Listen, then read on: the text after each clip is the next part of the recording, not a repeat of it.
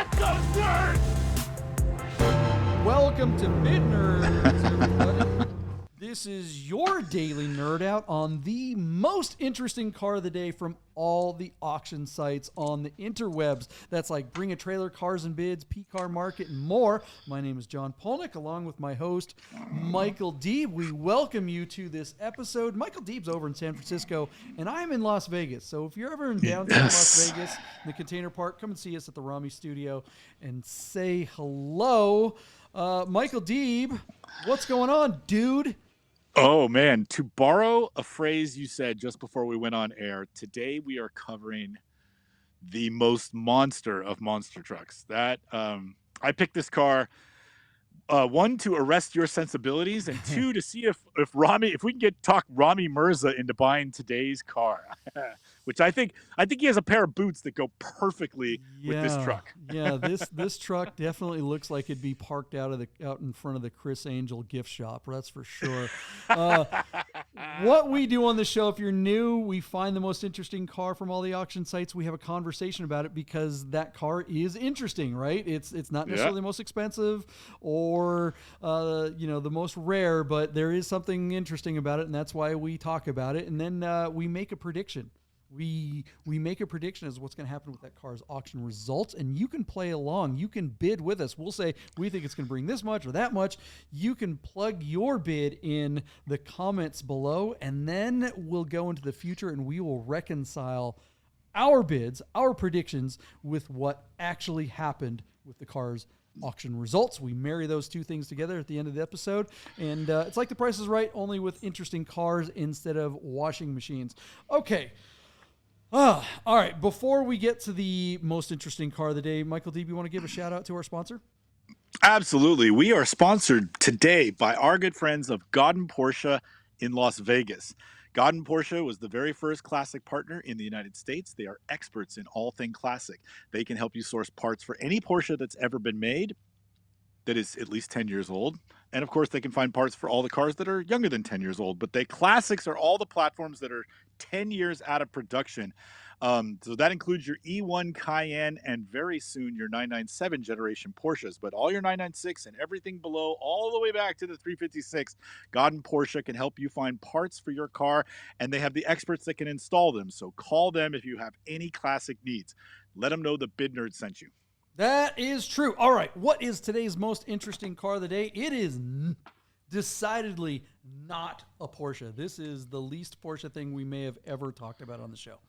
No, but it is a Ford. And now that I realize it's a Ford under its skin, I can't believe Gary doesn't own one. Maybe JP Il Monstro, 2016 U.S. Specialty Vehicles Rhino GX with just 2,000 miles out of Thousand Oaks, California. This car is basically a rebodied Ford F450 Super Duty featuring a 6.2-liter turbo diesel V8 mated to a 6-speed automatic gearbox. What you're basically getting, though, is this custom dual-layer steel bodywork that turns, a regular Ford F450 Super Duty into this urban assault vehicle that honestly looks like a pair of Rami's boots come to life, like in some sort of Tim Burton sick fantasy. The car has a 40-gallon tank, a massive motor, but, just look at it, John. It's all steel bodied. The fender flares are composite. It's got custom forged, 20-inch wheels and those monster tires and all the off-road lights. I remember this vehicle because they used to advertise in the DuPont registry. Do you remember that, JP? I do remember the DuPont registry. I think it still exists. You can find them in airport gift shops, basically. Yeah, and the Rob report. But you'd open up the pages and these guys would always have a full page ad for their cars.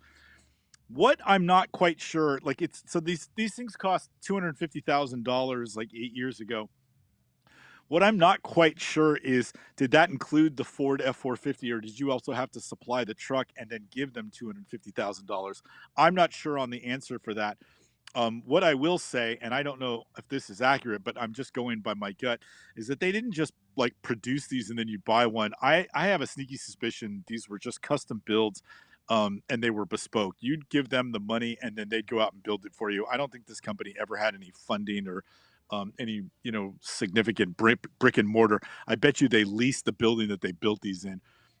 But yet they advertised in the right place, and I imagine the billionaires would pay big money to have something that would scare the neighbors. Um, it's interesting though, John, with this low miles and how few they were made and how expensive they were. I have a sneaky suspicion they hold their value pretty well.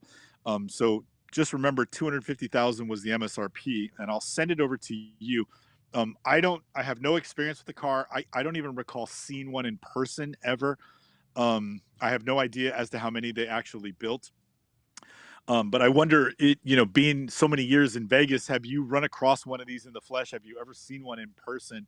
I think they're a joke, like they don't do anything that another one can't, like that a regular Ford F450 couldn't do. But they tried to make them luxurious on the inside, and I think you look at it today, that interior is hideous. Like it's just like almost a good idea, but such awful execution that I think they're laughable to me. Yet I still think that car will bring close to MSRP, when it's all said and done, when the dust settles on this lot. So, JP, ever seen a Rhino in person, or have you ever seen a U.S. Specialty Vehicles Rhino in person? I haven't. Is this thing actually bulletproof? Like literally? I mean, dual layer steel body. I think it is. I think it's meant to be. You But would think it but would say so. I'm scanning the ad here, and I mean, if it were literally an armored vehicle, if right, this were yeah, the kind of thing that you could buy, like, I mean, if you could put SWAT down the side of it, or if you right, were, an oligarch in Mexico, or a cartel yeah, member, or a Russian oligarch, or, Ukrainian that just got a yeah. bunch of cruise missile money, then okay, then this absolutely makes sense, because there are parts of the world where, You need that. yeah, I mean, look, if you grow avocados, you literally need a bulletproof vehicle, because Yeah, yeah, it's the blood diamond of vegetables, right? There yeah. are cartels of people literally getting shot at all the time, or the cartels are shooting at the family members of people Right. in places right across the border. Okay, yeah, then this thing makes sense. If it's just an aesthetic, like it it's the equivalent. It is. It's the airsoft equivalent of an armored vehicle. Yes. Do you know what airsoft is? It's the fake guns, right? The pellet guns or Yeah, something. the plastic BB guns. Yeah, yeah, They yeah, make machine. yeah. And look, there are people, literally those plastic airsoft guns. There are legions of people who will go out and have fake wars with them. Right? Right. They'll battalion size battles with these plastic BB guns. So a bunch of weekend warriors will go out and shoot each other. And if you're into guns, look, I love guns, right? I'm a gun fan. Whatever. A lot of people like training with them because you can make them so close to the real thing. It's not like, Right. an old school pellet gun that looks like a real gun but doesn't operate like one at all. Yeah. You can get an M16 airsoft gun and it racks and does all the thing. The only thing about the gun is that it's not lethal at all. It stings a little bit if the plastic BB hits you, but they're totally safe to shoot at people, right? Yeah. You're not taking down a liquor store with one, although you could, because the guns do look very real. Right. And the general public wouldn't know if your airsoft gun was a real one or a fake one.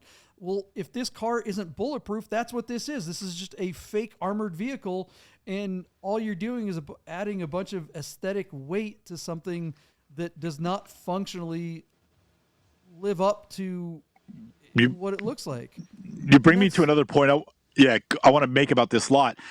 As Bring a Trailer has gotten bigger and bigger, they're hiring more and more writers, and the quality of the writers for Bring a Trailer has gone down significantly. JP, their writers now are terrible, they should fire and them all and just use Chat GPT at this point. for sure, because all they have to Not do is even plug in kidding. the facts. Yeah, I Yeah. know. But there is no mention as to whether or not this is an armored vehicle. It's no mention as to whether or not it is bulletproof, and they say nothing about the glass. All they mention a couple of different times is the dual layer steel that was custom fabricated to create the shape of this truck on the Ford chassis. But they don't go anywhere as to say whether or not it is. And because I'm not familiar with the car, I can't answer your question one way or the other. And quite honestly, I don't care. But it is worth noting and interesting that Bring a Trailer doesn't answer that question for you. Like, what service are you providing? You know, if you can't even describe the car or help the client bring the car to market, that's what you're supposed to do. And so this is the second time this week one of our auction houses has pissed me off, and I'm usually the easy guy, the easygoing one of the two nerds. You know what I'm saying? But like I'm that really bothers me. I'm with you. I'm reading the comments. This is great. There's a commenter by the name of UGW. He comments, so this isn't armored, which was was also my first thought when I saw the listing. It just happens to look like an MRAP, which I don't know what that is. He says, he goes on to say, I could see this as the perfect promotion vehicle for your video game developer, a CrossFit gym owner. You know, I mean, how right is he on this? This is just a prop. It's just a stupid. It's like a cock piece on your. I mean, you're an idiot. It's if a you paperweight. buy this thing. It's just dumb. It's a paperweight. Yeah. Okay. All right. So, what do we think this? How stupid are people out there? What is this? What's going to happen to the results of this auction? All right, John. It was at 61,000 on 11 bids when I prepared my notes. As we're doing the show today, laugh at this. It's at $66,666. 66666. It closes in 5 days, and all those sixes are from 12 bids. JP, original MSRP on this car was just a tad over $250,000. I thought this car was just gonna. I thought it was going to bring $200,000. That's where I think it's going to come in. It's only got 2,100 miles, and there are idiots out there that want to own this vehicle, and some of those idiots have money. So it wouldn't surprise me if we're at $250,000, but that interior is hideous. Like, how do you have such a tough guy car and beige headliner? It's like, did they skimp out? Like, why did they do that? Is that what the owner wanted? The guy who ordered it? It just bothers me. So I'm going to take 50 grand off and go 200,000 to you. 200,000. All right, that's crazy. How much is a 2016 F450 worth with 2,100 miles? Is that a $100,000 truck, or is that a $80,000 truck at this point? I mean, 450s. There's some utility in those, and the people that want that truck will pay money for it. And I think diesels bring a premium in the secondary market, especially with such low miles, because basically the whole life of that truck would still be in front of it. Yeah. But I still think you got to get that car for a little less than 80 grand. And the higher up you go on the platform, 250, 350, 450, you narrow the appeal. There's only a few people that really need that kind of towing capacity, so why pay the premium for it? So I think that's if it were actually bulletproof and you were like the Yellowstone guy and you were getting in a war all the time and you had to tow horses around, okay, that makes sense. Yeah. What was your number? 200 grand. Oh my God. I'm going to say 110. I don't think it gets anywhere close. I think this thing stalls out. I wanted to go back to what you were saying about how bad this ad is and, talk about the chat GPT thing. We always talk about the functionality of these auctions and how a lot of people don't really know how it works. Like, I've talked to a million people. They're like, yeah, I'm thinking about selling my car on there, but I don't want to write the ad. I don't want, it seems like a pain in the butt to do all that stuff. I'm like, well, that's the thing. They do it for you. So the way they want to write the ad. Yeah, they want to write the ad. And the way it works is you go on, you create a profile on their website. And then you just fill out a questionnaire. It asks you like 30 questions and you just give it the answers, right? How easy would it be if you're BAT or one of these auction sites? And maybe that's something that, our friends over at Doug DeMuro should do. $37 million of investment, right? Is to create buy some software, an AI bot that would take all that meta that the users fill out and write the ad. Yep. There's no reason to have some idiot who can't write an ad properly, which is what they have writing these ads at this point.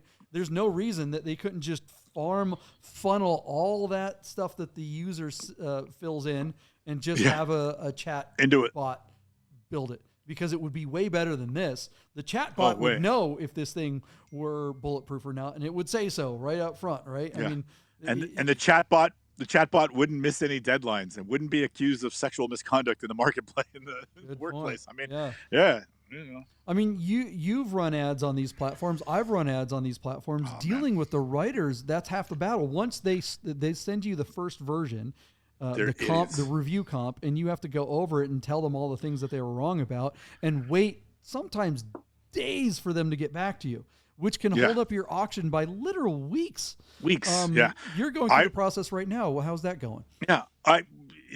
Well, I haven't read anything yet, so they haven't sent me anything. But like when I submitted the copy for Ruby, when I auctioned Ruby off a couple years ago, I wrote as you can imagine, I wrote as detailed and as nice an ad as I possibly could for that car.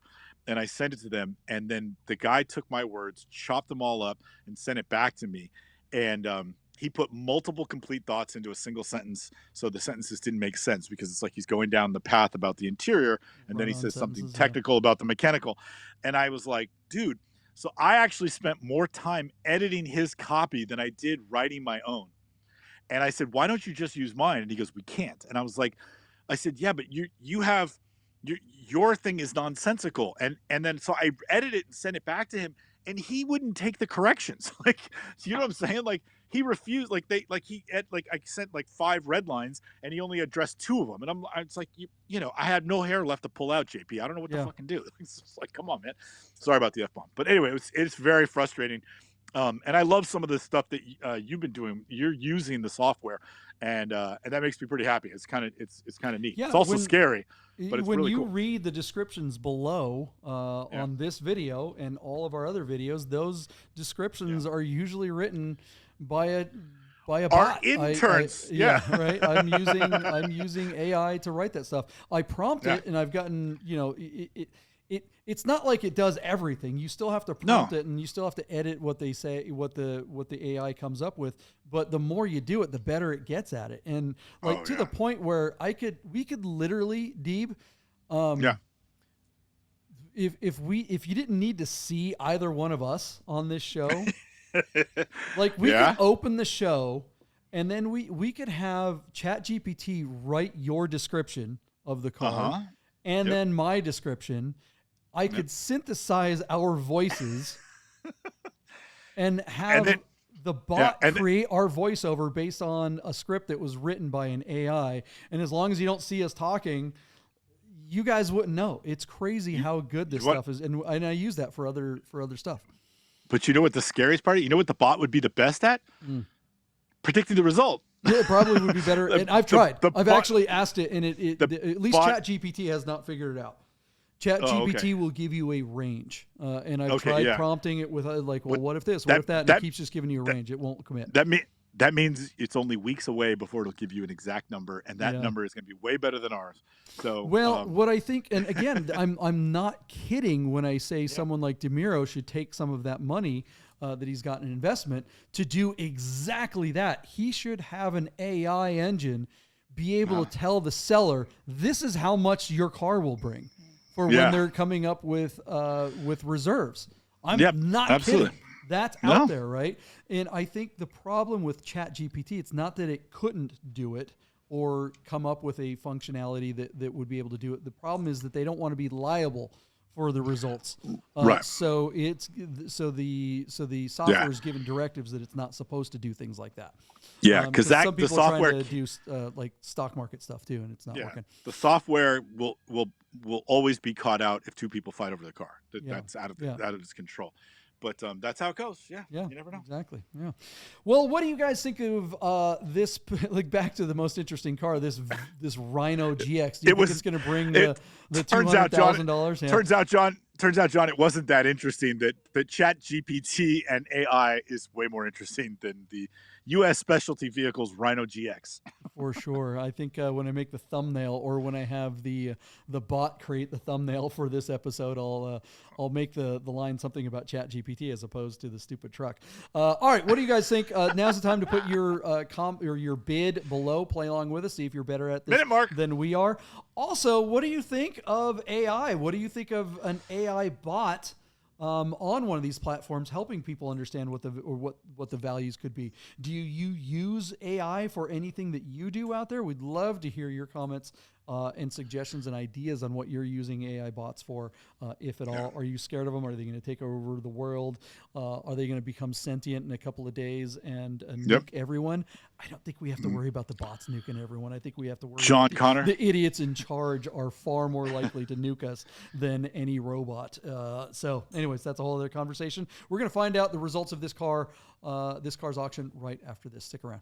Hey guys, I gotta tell you about our friends Godden Porsche of Las Vegas and Godden Classic. If you're looking for a new Porsche or a classic, you gotta call our friend Steve at Godden, this guy.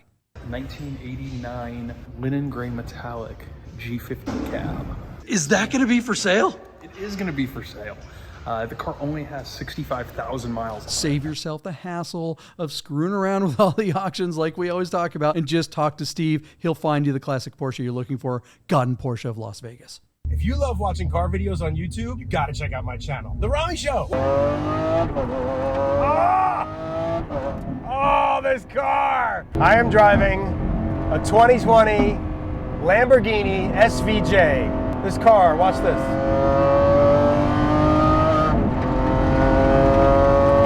Oh! 115 mile an hour turn like it's nothing. Every time I hear him go, this car, it's like the funniest thing ever. You know what I mean? And it's terrible because we come back for a break and all we're talking about is Rami, but we do want to thank Godden for helping put on the show. Look, if you're looking for anything to do with classic Porsche, call our friends at Godden Porsche of Las Vegas. They have the experts, the tools, the parts, the know-how, and in some cases, the cars that you're looking for. Tell them the Bid Nerd sent you.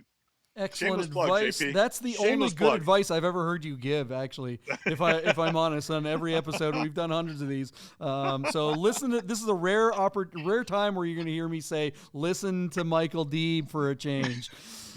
All right. If you're still here, thank you for continuing to watch this episode of Bid Nerds, and I'm sure you've already hit the subscribe, like, and notification button. But let's not make you wait anymore. Let's get to the results of not just the most interesting car of the day, but probably the stupidest car I think I've seen auctioned in a long, long time. Yeah. What are the results of this thing, Deeb?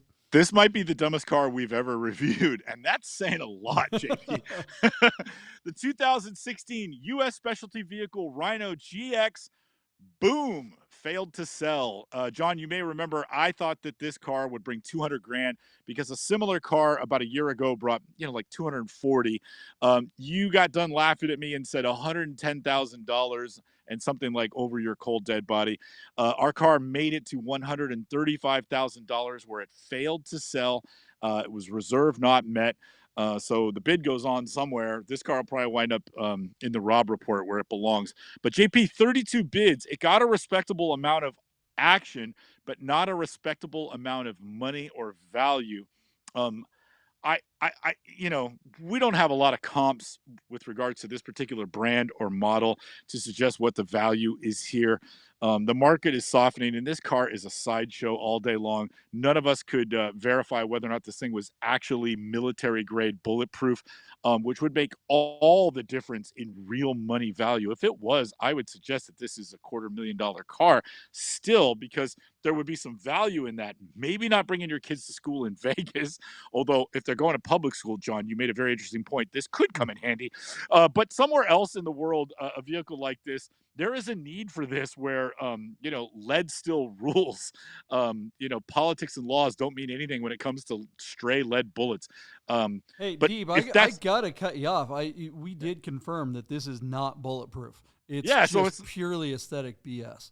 Yeah, so it's just garbage. So yeah, your number and the 135, that might be all the money is the point I was trying to get around to making. So thank you, JP, for helping me distill that. I send it back to you, $135,000. I wouldn't give you $35,000 for this car. I wouldn't even want you to give it to me because I wouldn't want to be responsible for selling it. It just seems like a sideshow. JP, what do you think?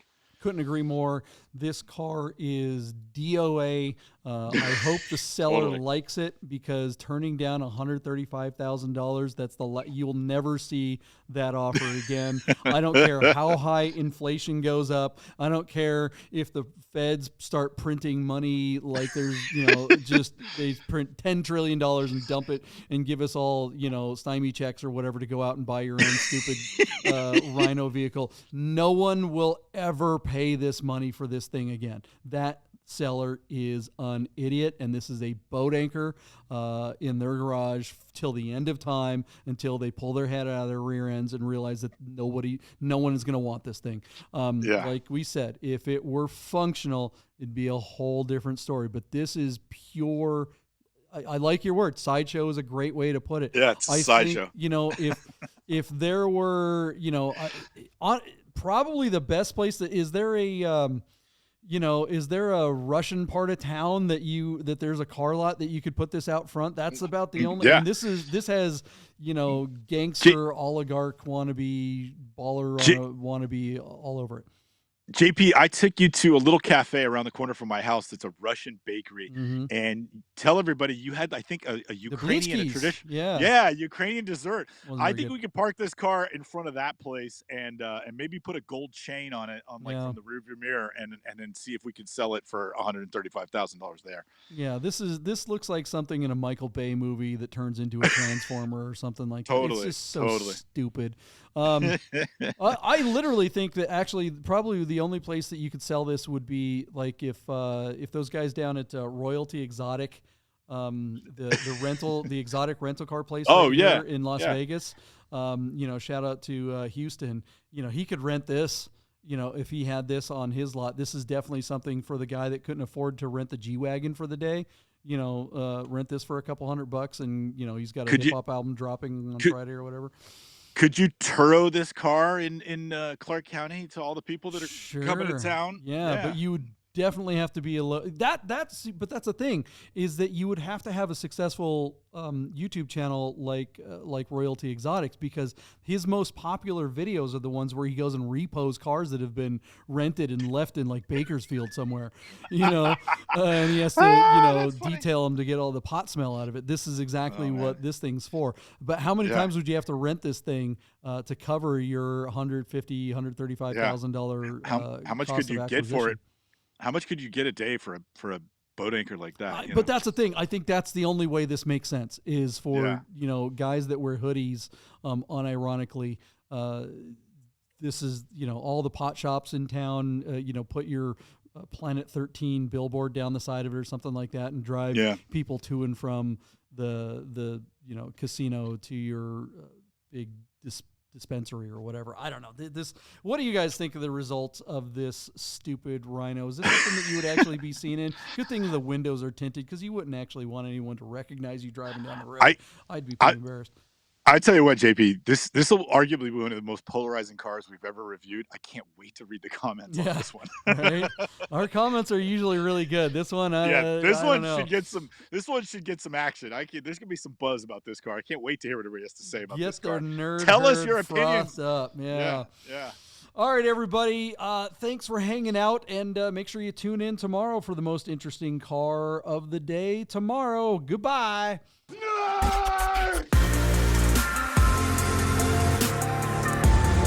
Get those words!